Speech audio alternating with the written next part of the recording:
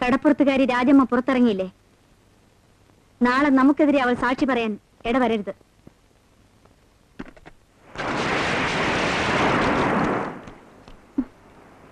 നമുക്ക് വീട്ടിലേക്ക് പോവാം. അയ്യേ, ഞാനില്ല. വെള്ളത്തിന്റെ നടുക്ക് കഞ്ഞിയും കുടിച്ച് ഉണക്കമീനും ചുട്ടുനിന്ന് കൂടാൻ.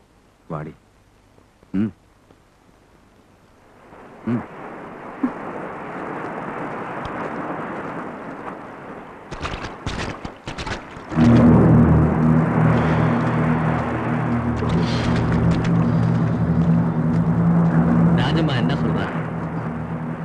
അവള് വരും.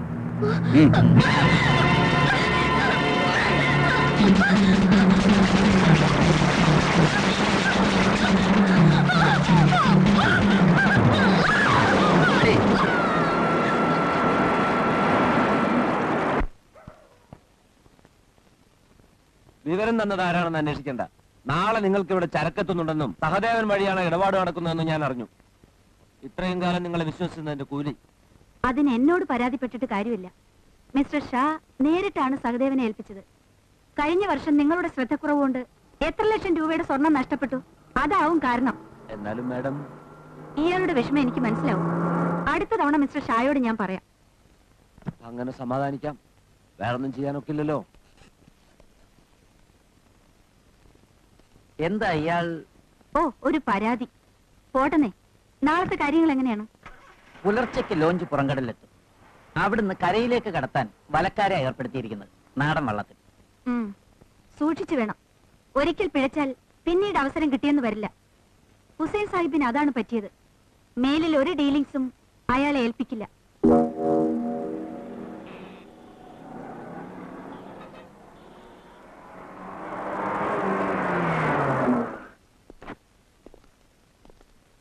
എന്താ ഹുസൈൻ സാഹിബ് പതിവില്ലാതെ ഈ വഴിക്ക്? പറയാണ്ട്, സ്വകാര്യ. വരൂ.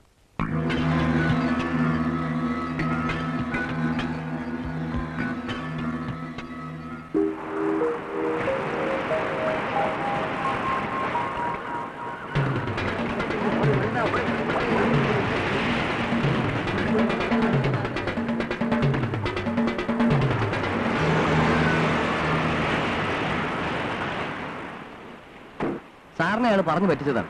നമ്മൾ വെറുതെ വേഷം കെട്ടി കാത്തു കിടന്നുകൊണ്ട് ഒരു കാര്യമില്ല. ഇവിടെ പൊന്നും വെള്ളിയൊന്നും ആരും ഇറക്കില്ല. എന്താ അവിടെ? അവിടെ ഏതോ ഒരു പെണ്ണ് ചത്ത് കിടപ്പുണ്ട്.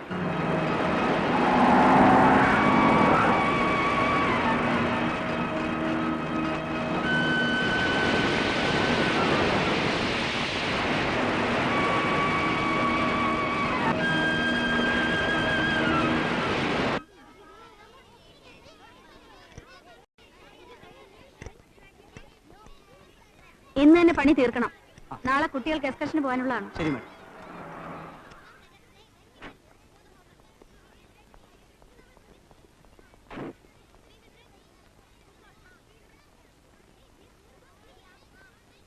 എന്തായി? കടപ്പുറത്ത് നാട്ടുകാരും പോലീസുകാരും ആ ഡിക്രൂസിന്റെ പെണ്ണ് രാജമ്മയുടെ ശവം അടിഞ്ഞിട്ടുണ്ട്.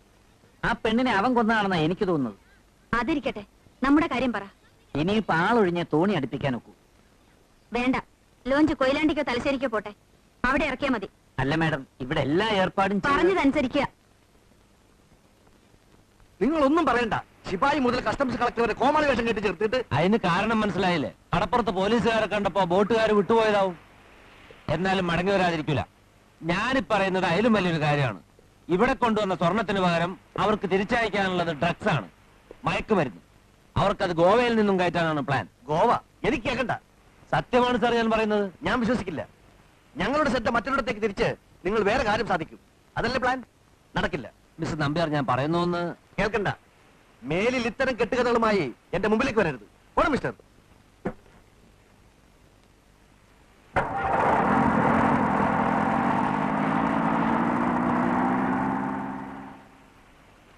ഇവരെ കൊണ്ടും കാര്യമില്ല. നാളെ ആ പൊടി അവരിവിടുന്ന് കടത്തിയ ഞാൻ തോൽക്കും. അത് സമ്മതിക്കരുത്. നേരിട്ട് എതിർത്താലും കുഴപ്പമില്ല മുരളി. ഒറ്റ വഴിയുള്ളൂ. ഇൻസ്പെക്ടർ ബലറാം. ഇന്നും മാഡത്തിനും സഹദേവനും വഴങ്ങാതെ നിൽക്കുന്ന ഒരേ ഒരു പോലീസ് ഉദ്യോഗസ്ഥൻ. നീ അയാളെ പോയി കാണണം. ഞാനോ? എന്നെ കാണുമ്പോഴേ ആ കരടിക്ക് കലികൂ. പേടിക്കണ്ടോ? കരടിയാണെങ്കിലും ഓൻ നെറിയുള്ളവനാ. ഈ ബലറാമിനെ കണ്ട് കാര്യം പറയും.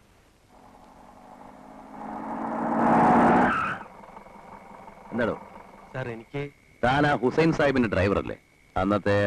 തന്നെ എനിക്കൊരു കാര്യം പറയാനുണ്ട്. ഉം. പുറത്തറിഞ്ഞ തല പോകുന്ന കേസാ. നാളെ ഇവിടുന്ന് സഹദേവന്റെ പാർട്ടി ഗോവയിലേക്ക് കുറെ പൊടി കൊണ്ടുപോകുന്നുണ്ട്. എന്ത് പൊടി? മരുന്ന്, മയക്കുമരുന്ന്. മാഡത്തിന്റെ സ്കൂൾ കുട്ടികളെ നാട് കാണിക്കാൻ കൊണ്ടുപോകുന്ന ബസ്സിലാ. എടോ തോന്നെ സത്യമാണ് സാർ.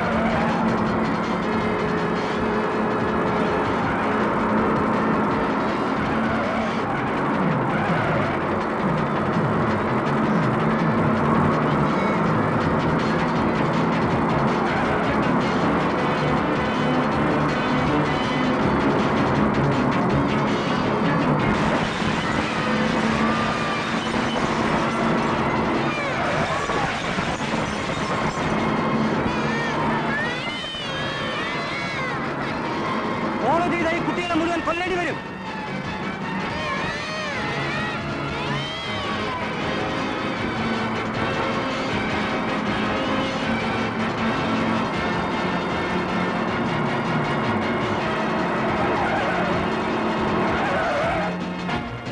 എന്താണ് പട്ടി കാണിക്കുന്നത്? ഞാൻ തരില്ല. എന്റെ 2 മക്കളും അതിനകത്തുണ്ട് സർ. പ്ലീസ് സർ, ഞാൻ പറയുന്നത് ഒന്ന് കേൾക്കണം സർ. പ്ലീസ് സർ, എന്റെ കുട്ടികൾ.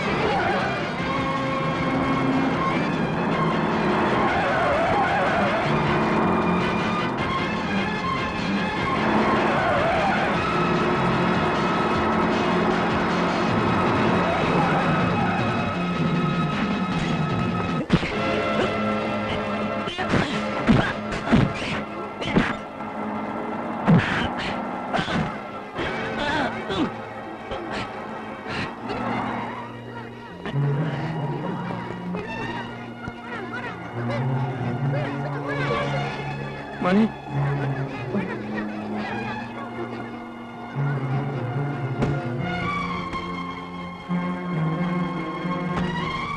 സാരമില്ല, നിങ്ങൾ പേടിക്കണ്ട.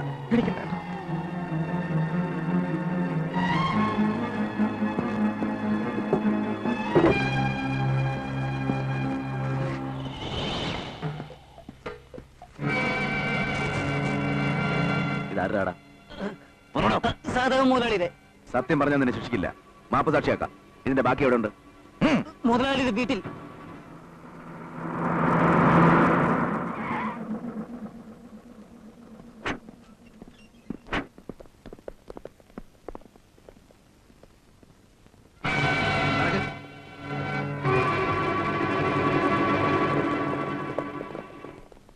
എവിടെയാണ് ഒളിപ്പിച്ചു വെച്ചിരിക്കുന്നത്? കാണിച്ചു കൊടുക്കണം. സെർച്ച്. ഒരു സ്ഥലവും വിട്ടുപോരും. വീട് കയ്യേറി കൊള്ള ചെയ്യാനാ ഭാവമെങ്കിൽ കൊള്ളല്ലോ, താൻ ഗോവയിലേക്ക് അയച്ചതിന്റെ ബാക്കി വല്ലതുകൊണ്ടൊന്ന് പരിശോധിക്കാൻ. നടക്കണോ?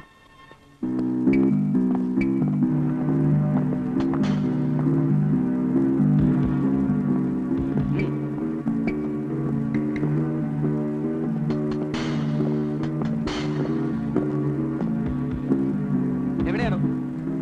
ഇവിടെ. സാർ,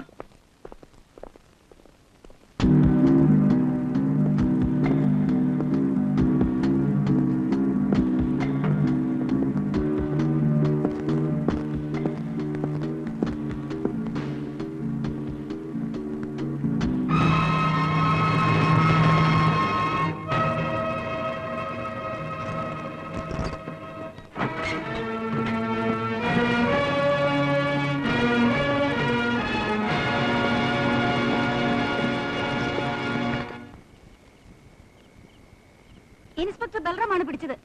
നിങ്ങൾ അവന്റെ സീനിയർ ഓഫീസർ അല്ലേ? അവൻ വഴങ്ങില്ല മാഡം. പണം കൊണ്ടവനെ വശീകരിക്കാൻ ഒക്കൂല.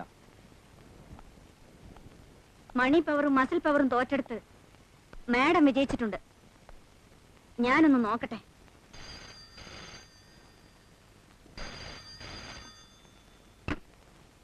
ഹലോ. നമ്മൾ തമ്മിലുള്ള ചെറിയ പിണക്കം തീർക്കാൻ. നിങ്ങൾ പണം മോഹിക്കുന്നവനല്ലെന്ന് എനിക്കറിയാം. എനിക്ക് സ്വകാര്യമായിട്ട് ആളെ ഒന്ന് കാണണം. ഒരു മോഹം. ഇഷ്ടപ്പെട്ടല്ലേ വിളിക്കുന്നത്? ഇവിടെ എന്താ കുഴപ്പം? എന്നെ കാണാൻ മോഹം ഉണ്ടെങ്കിൽ ഇങ്ങോട്ട് വരണം. അവിടേക്ക് ആരെങ്കിലും അറിഞ്ഞാൽ എനിക്ക് ചീത്തപ്പേരാവില്ലേ? ആരും അറിയില്ല. കോട്ടേഴ്സിൽ ഞാൻ തനിച്ചേ ഉള്ളൂ. Okay, see you. ഓക്കെ, ഞാൻ കാത്തിരിക്കാം.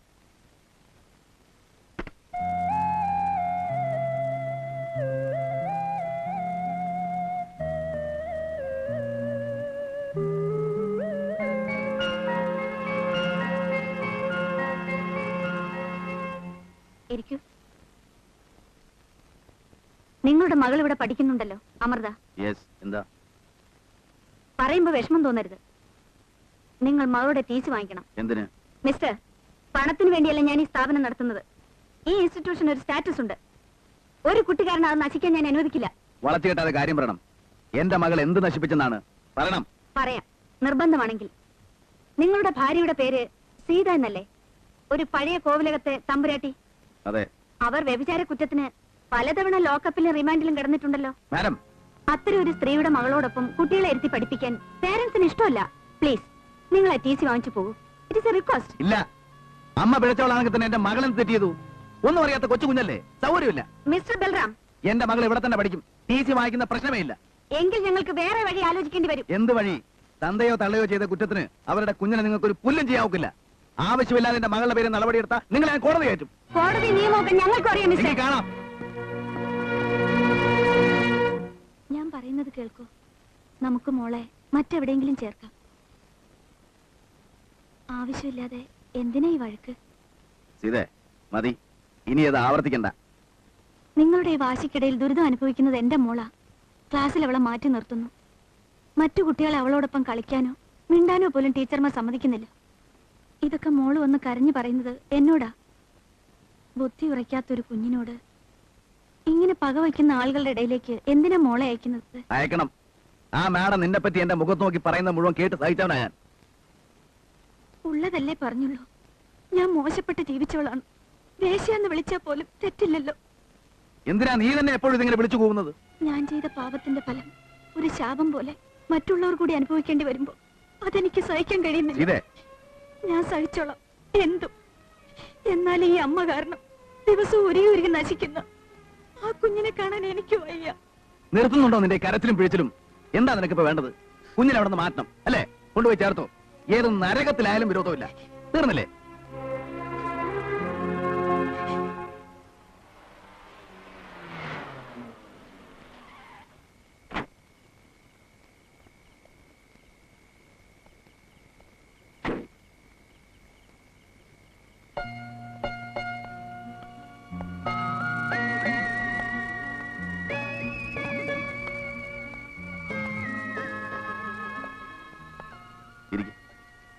Thank you.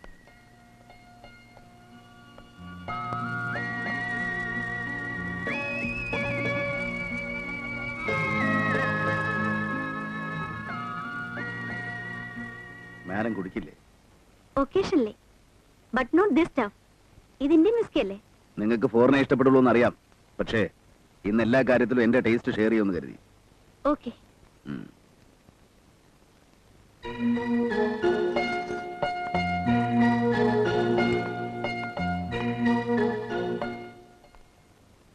നിങ്ങളുടെ ഒരു സഹായം എനിക്ക് വേണം. സഹദേവനെതിരെ ചാർജ് ചെയ്ത കേസിൽ എന്റെ പേര് വരരുത്. ഇല്ലെങ്കിൽ അനവധി കുട്ടികൾ പഠിക്കുന്ന ഒരു സ്കൂളിന്റെ സ്റ്റാറ്റസ് അത് കാരണം നശിക്കാനിടയാവും. സ്റ്റാറ്റസ്? എന്താ നിങ്ങൾ? ഏയ്, ഒരു പഴയ കഥ ഓർക്കാൻ. 9 നാടുവാണ ഒരു കോവിലകത്തെ തമ്പുരാട്ടിക്കുട്ടി കുടുംബം പട്ടിണിയായപ്പോ ഒരു ജോലി തേടി തിരുവനന്തപുരത്ത് പോയ കഥ. താൻ വിശ്വസിച്ച് ആരുടെ ഒപ്പം പോയോ ആ നേതാവ് അവളെ ചതിച്ചു. പലരും ചേർന്ന് അവളെ ബലാത്സംഗം ചെയ്തു. എല്ലാം നഷ്ടപ്പെട്ട അവൾക്ക് പിന്നീട് ജീവിക്കാൻ വ്യഭിചാരം തൊഴിലാക്കേണ്ടി വന്നു. കുടുംബത്തൊരു നേരമെങ്കിലും ആഹാരം ഉണ്ടാക്കി കൊടുക്കാൻ. അവളെ പഴി പറഞ്ഞ നിങ്ങൾ പണവും ഐശ്വര്യവും ആവശ്യത്തിലേറെ ഉണ്ടായിട്ടും അതേ തൊഴിൽ എന്തിന് ഇങ്ങോട്ട് ഇറങ്ങി തിരിച്ചു? ഇത് പറയാനാണോ താൻ എന്നെ ഇങ്ങോട്ട് ക്ഷണിച്ചത്? അല്ലാതെ നിന്റെ സൗന്ദര്യം കണ്ടിട്ടാണെന്ന് കരുതിയോ? എടോ, തനിക്കെന്നെ ശരിക്കും അറിയില്ല. ഇടുക്കിക്കാരി ജാനു 17-ാം വയസ്സിൽ ബോംബെക്ക് പോയി മാമോത്സമുക്കി മേരിയായത്, അവിടെ ശരീരം വിറ്റ് കഴിഞ്ഞത്, അവിടെ നിന്ന് അബ്ദുറഹിമാൻ എന്ന കള്ളക്കടത്തുകാരനോട് ഗൾഫിലേക്ക്. ഇതിന് പകരം ഞാൻ നിന്നോട് ഒരു പുല്ലും ചെയ്യാൻ നോക്കില്ല. ഈ കേസിൽ സഹദേവനോടൊപ്പം നിന്റെ മുഖം മൂടി ഞാൻ വലിച്ചു കയറും. നമുക്ക് കാണാം. കാണാം.